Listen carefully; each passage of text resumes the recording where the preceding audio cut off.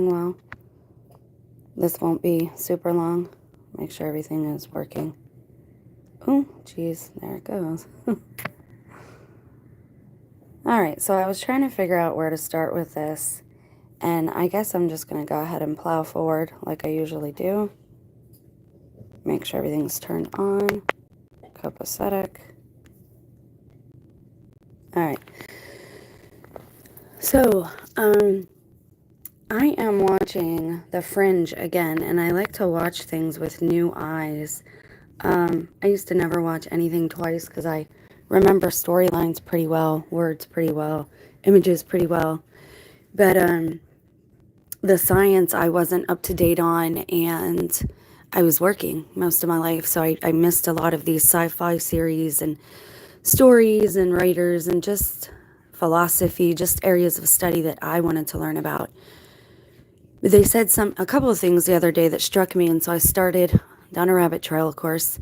And I'm not going to make this super long. It's a couple of things meshed together because in a weird type of way, they do go together. Please forgive Sammy in the background. He is eating his peanut butter. Okay, so the speaker. All right, we're good. Sorry. So you don't have to be an expert in everything. And I was going through Fodder, aka Ryan's stuff, the person whose stuff we were going through the other day in the last live stream. So let me give you a brief summation of that to catch you up if you missed it. Basically, this person who caught on to targeting and things of that nature and patterns in his daily reality and his daily life. He caught on to these things happening, and he is a programmer, so he knows his mind is used to looking for patterns, and the human brain will seek out patterns anyways. That's how we make sense of things. God is an orderly God. Our creator, maker, source is orderly. And so, of course, this world is going to be somewhat orderly, though it might look chaotic to us. And we're going to talk about mirror images for just a brief moment as well. So you don't have to be an expert. You just have to know the basics, right? To have a foundation, to understand how something works. You don't need to know the whys. You don't need to know even the specification details. Just to have a foundational understanding should be enough. So that's where I'm going to go with this. You don't have to be a scientist. You don't have to be an engineer. I'm certainly not. However, I do have programmers or coders who watch the channel that I've talked to. And I'd really like your feedback, honest feedback. And again, some truths maybe certain people aren't ready for, but my channel is small enough that I don't really have to worry about that. And I don't think that those who aren't ready for a message aren't going to hear it. And I'm going to get into that a little bit too. Before I start this, let me say I do believe in God still. That doesn't do away with any of these things. The two aren't mutually exclusive. Just because we believe things started with a big bang does not mean there was not a being there who created that big bang. I've been trying to decide which came first, the chicken or the egg. They say art emulates life, which copies art, which copies life. So you have the Fibonacci, the never-ending spiral again, right? That time spiral. And we're going to talk about that as well. So I also heard them refer to the LHC as a time travel concept, and I'd never heard it spoken of in that way before. But they said that a particle collider, in theory, theoretically speaking, would bend time. What should be able to bend time, fold time. It should be able to bring point A and point B together without crossing that line or walking that line or divide. You just bring those two dots together and you fold time. And again, I'm not physics girl. I will do the best that I can with this, but I don't like that my little light looks red. I wish I knew if this was working. Let's make sure. Okay, we'll keep going. Okay. So again, I'm gonna try and explain this, and it's really not as hard as I'm making it, but there are always risks when you take in new information. You have to decide whether you're going to accept and receive it or not. But oftentimes, more than one thing is true. We know this. I have brown hair and brown eyes. Both of those things are true. God is love and God is just. Both of those things are true, right? Leaves have roots and they have leaves. Both of those things are true. So I heard them refer to the LHC as theoretically being able to bend time. And we had all suspected these things, and we talked about certain things with CERN and the LHC and what they're doing there, but they always deny it, right? And they say, well, it's bad enough they're finding the Higgs boson and the God particle, and that they created their own little universe, basically like Men in Black with the cat who wore the little universe on its collar, kind of like that. And again, we get back to the Netflix show with Joan and how it was a simulation inside a simulation inside a simulation, how the ripple just goes outward and it echoes out and out and out and out and out. And however, when you make a copy of a copy of a copy, it will start to degrade. Much like clones, you're not going to have the original spirit of that person. They'll look alike, they might share DNA, and they might sound alike. They might even have some of the same mannerisms and habits. But depending on how you raise that or nurture it, the two beings, they're going to be influenced differently. So it is nurture and nature. It's not a us versus them mentality. It's both of those things are true. Okay. Hey, how are you? Nice to see you. So you always say the same things. I'm wondering if you're a bot at this point, but we'll see.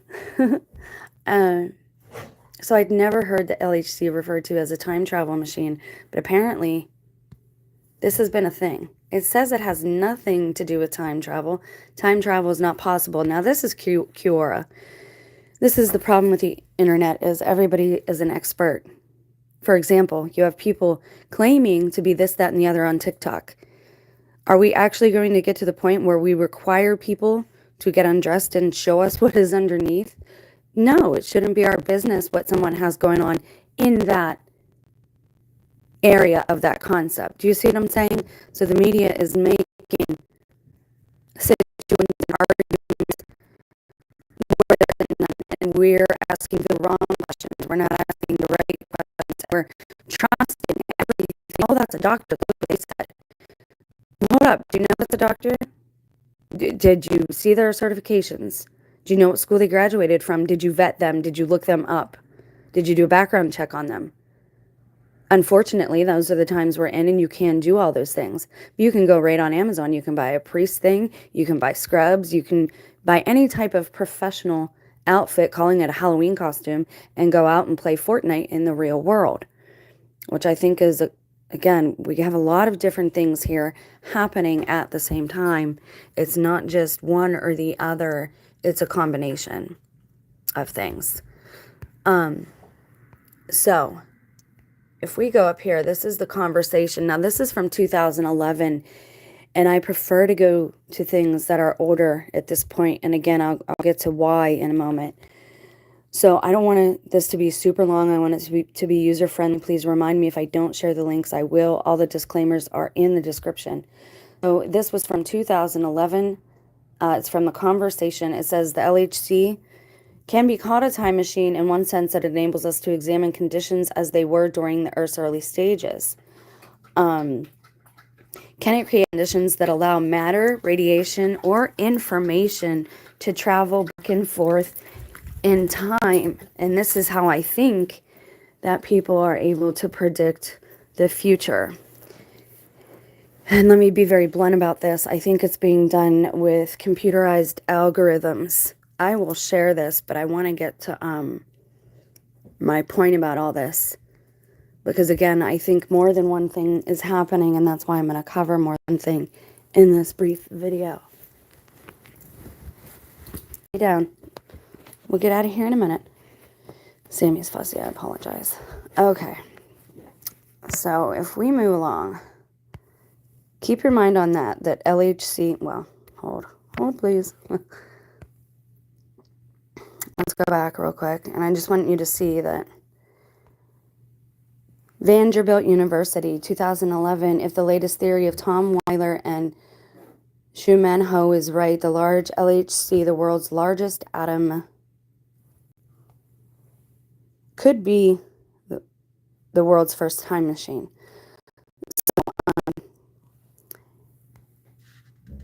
could be the first machine capable of causing matter to travel backwards in time. Our theory is a long shot, but it doesn't violate any laws of physics or experimental constraints. Now, here's the other thing, is I'm finding these quote-unquote laws of physics aren't necessarily laws. And again, on the internet, you can find the opposite of everything. They say eggs are good for you one day, then they're bad for you, okay? This is kind of what we're dealing with here with good science, bad science, pseudoscience, and presumptuous science that you haven't, theoretical science should be possible, but we haven't been able to replicate it yet, or not even duplicate it. We haven't been able to prove it yet, right? Not even once. Science is something that is shown to be provable through experimentation more than one time. It should be repeatable. An anomaly is something that shows up once, maybe twice, but it's not something quote unquote programmed into matter, reality, a computer, for example. I think that's what they're doing though. I think they're using a real life algorithm to predict behavior. And at the same time, because they were able to do that, they knew that something was coming and they had to try and alter time. How would they do that? Well, I put this theory forth a while back and people called it fake science. Nobody thought that I could be correct in my assumption or my theory because I don't have a background in science. But if we consider that the largest one is in Switzerland, there's at least one that is active in the United States. There's one in China, at least one. I think it's a fair assumption to say if they are all over like that, could they then, we would ask the question, are they acting as engines almost? Could they take the whole of the earth backwards in time? And is that why we all have this sense of like, we've done this before, wearing out of the saints, right, is what it's called in the Christian theology. And in Daniel, where the lawless one, meaning laws of physics and laws of reality and laws of man in this realm, each verse does not apply to just one area of this realm. It applies to the physical matter, material. It applies to the spirit, the ether, which we cannot see with the naked eye. And it applies to the combination, and the mind, right? So you got mind, spirit, and body, all three of those things.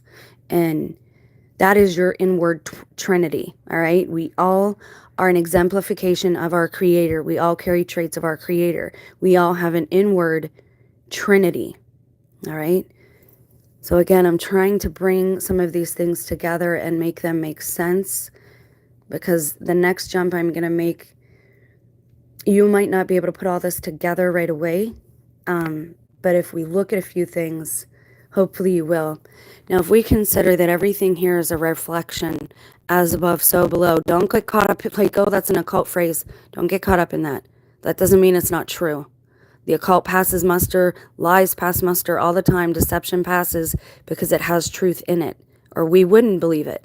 You wouldn't be able to be deceived if there was not some truth in a deception. So if we consider that as above, so below, we are made in God's image. We are made in his reflection. They hovered over the waters of the deep, over the waters. What are waters? They give you a mirror reflection, right? You can see your reflection in them.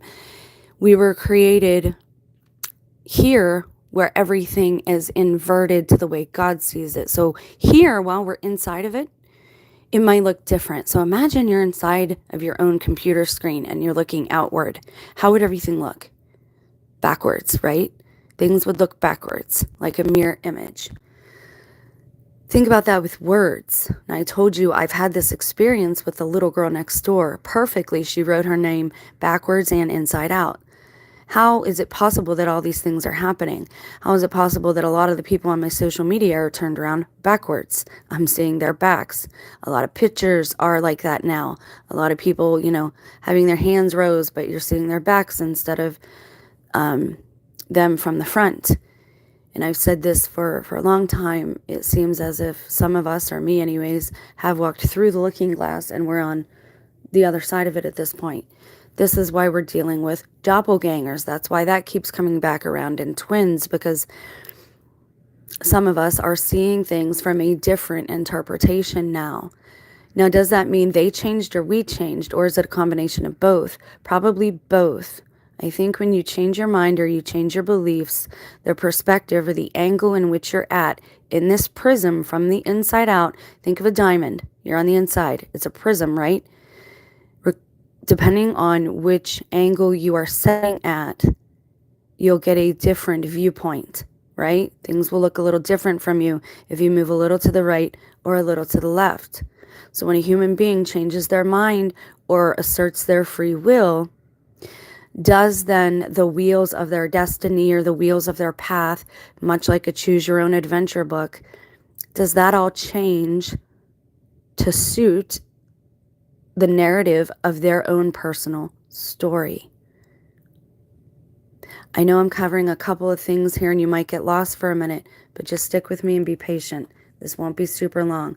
So when we think of a reflection, what else can we do backwards? Words. A word, phrase, or sentence that is same both backwards and forwards is called a palindrome. The name comes from the Greek words again or to run. So a palindrome, what is a palindrome that most of us know if you're from the Christian paradigm? Abba. Abba means father. It is the same backwards and forwards. Could it be possible then, when Christ prayed to Abba, he is better able to hear us because that is the same both ways? I just want to get your mind ready for this concept that I'm going to give to you. Now, we copy our creator, our maker. I've been watching a lot about coding, trying to learn about it, and then number stations came up, and then they came up in fringe.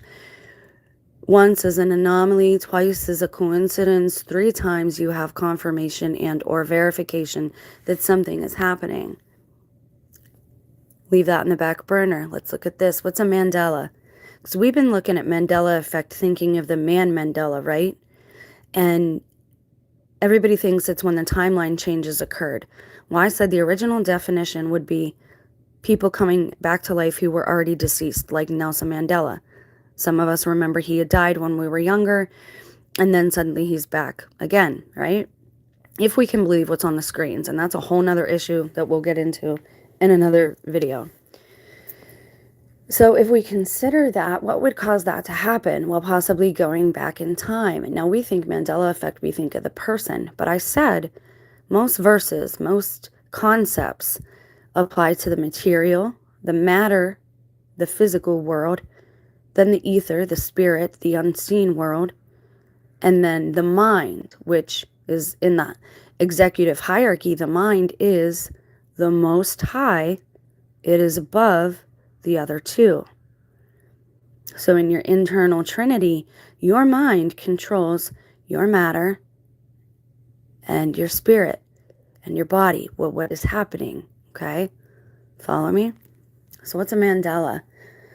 Let's switch gears. What if Mandela wasn't referring to the person, but to the shape? What is a Mandela?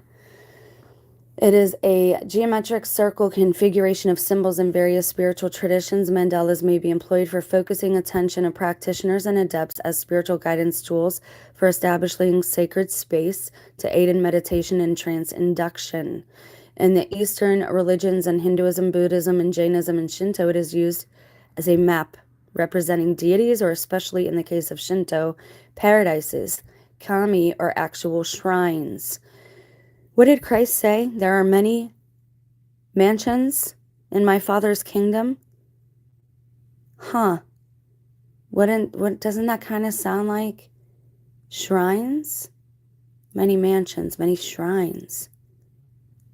So if we think Mandela Effect, what if it's not the person, but what if it's the thing? What is a Mandela? Well, it's symmetry appealing to us because it is the same on every side. Okay? like a fractal image. You have that symmetry. For whatever reason, human beings find this appealing and attractive because we are the same. If you cut us down the middle, basically, we're the same on both sides. Half a nose, another eye, another ear, the rest of your head, arms, and so on and so forth. So this is a fractal image.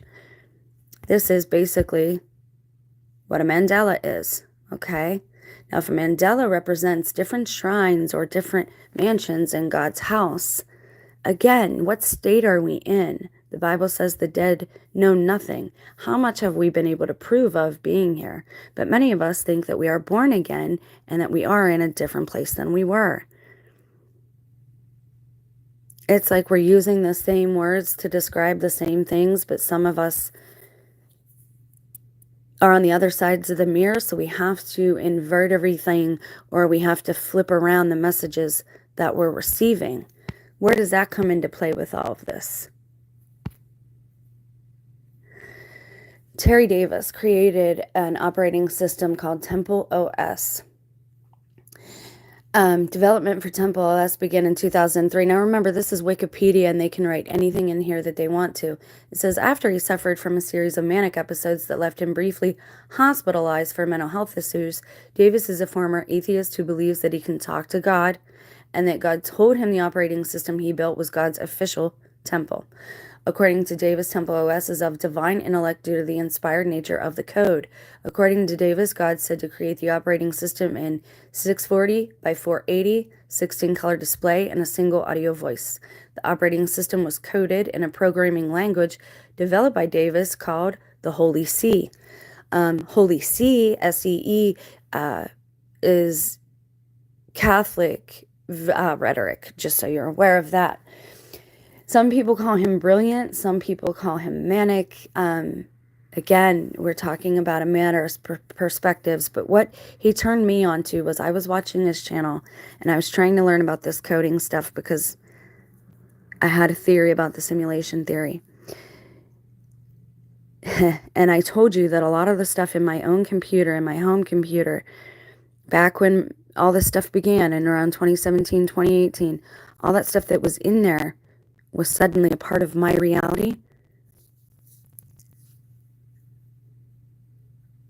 I don't know how it happened. I don't know what happened. I think I know how to exit. I'm not positive. And again, I don't want to bring anybody down because I think the Internet of Things, I don't even know if we're all in the same part of the realm. And I could bring up the Norse. We're going to get into the Norse map again because I really like their map and I think it applies. And again,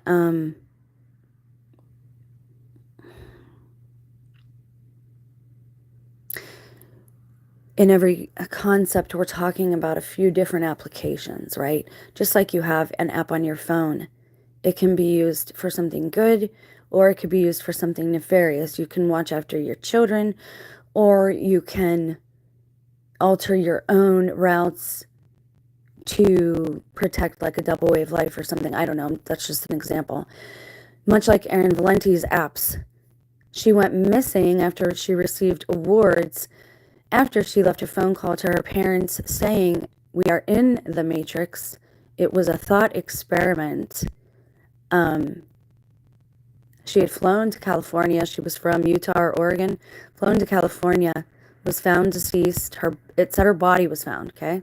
And her body, that's what we hear. Her body was found in the back of a rental car by her neighbor. How did her neighbor find her if she went there alone and she was in a strange, like she didn't know anyone there, right? Other than the people that she flew with. None of this makes any sense. Imagine if God were trying to talk to you. It would be garbled. It would be backwards to us inside of this realm, right? It would be the reverse.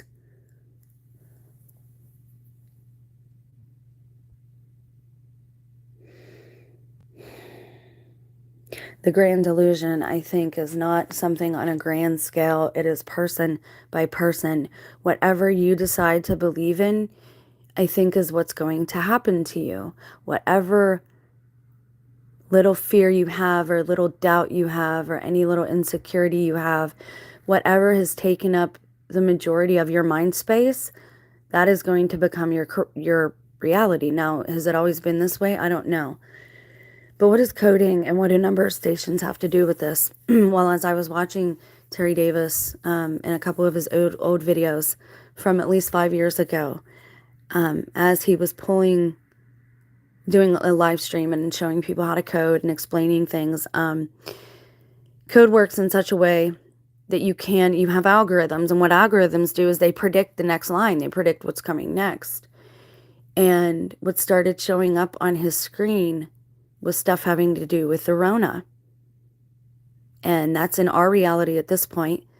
I know I didn't find anything about that specific issue in my home computer, but there were things about things like that because I had been in school, my husband had been in school, my kids have been in school, so we all had to learn about infectious diseases and all that stuff in health classes. And so that was in our computers, but nothing that called it the Rona. Now we all have a corona in our eye. There's a lot of movies about that. The Pulse, we'll get into that in another video as well, about people getting physically put into their computer realms. And again, this is never to inspire fear. Now, this talks a little bit about what's going on with Linux, but I thought it was interesting, this comment here from 7 years ago. It says the CIA has developed in Linux, like, if you don't know who that is, you'll have to look into it. It's his own machine, or it's a system. It's an operating system. It says the CIA has developed automated multi-platform malware attacks and control systems covering Windows, Mac OS X, Solaris, Linux, and more, such as EDBs, Hive, and related cutthroat and swindle tools, which are described in the example sections below. Okay. I don't know if that's where I want to go with that. Let me see. All right, so the next thing, what are number stations? And again, I need other people. I can't be in an echo chamber with this. I need input and feedback regarding this. Okay, so number stations. A number station is a kind of shortwave radio station with unusual broadcasts. Very often these broadcasts consist of numbers that are read by computer-generated voices. Several of these stations exist. Numbers are read in different languages. Now, they're mysterious. Why are they mysterious? Well, let's look at something. When were numbers stations discovered? And discovered is a key word to use there. Now remember, I talked about in the beginning of the other channel about the John Cusack phenomena, about how in 2 of his movies he had the same line with a girl, 2 different girls, 2 different movies, same line about the Cassiopeia Andromeda constellation, and I did a whole series on that. Well, he's also in a movie about number stations, and he's also in the movie about the cell for whatever, NJC, John Cusack, JC, Jim Carrey, JC. Do you see where I'm going with this? Jiminy Cricket, JC. I don't know. Actually, I do know. It seems like in Christianity we call these archetypes, right? Like there's an archetype or a type of personality for every person. We're all unique. We're all a little bit different, but we each have a type, right? You have beta, you have alpha males, beta males, that type of thing. Why are people in television and movies being typecast, meaning they always play a similar character or similar type of character? I think I know the answer to that too, and it's all kind of disturbing. Number stations have been reported since at least the start of World War I and continue in use today. They were discovered on ham radios. When the ham radio was discovered, they heard these numbers being broadcast. It was already in the atmosphere. It was already in the ether. Okay? Now, we're going to talk a lot more about this, but I have a theory about number stations, and I'm just going to lay it out there right now for you. I think that the number stations are our version of code for this reality, like binary code, like how ones and zeros are all binary code. When you look at the matrix, you know, the language is 1 zeros, 1 zeros, and you have to figure out the code. Every operating system has a code. I think the operating system for the Earth realm is these number stations. I think they are what creates the reality, and I think they know that, and I think they're using algorithms to predict what's going to happen, and I think they saw something coming, and they're trying to avoid that, so that's why they made the LHCs. That's everything in a nutshell. Please let me know what you think. Nobody is here watching, so it seems like the video is being hidden. If you missed any of it, please go back, because I really need some feedback on this. You guys stay blessed. Have a great day. I don't know how many more videos I'm going to do, but I'm going to learn a lot more about coding.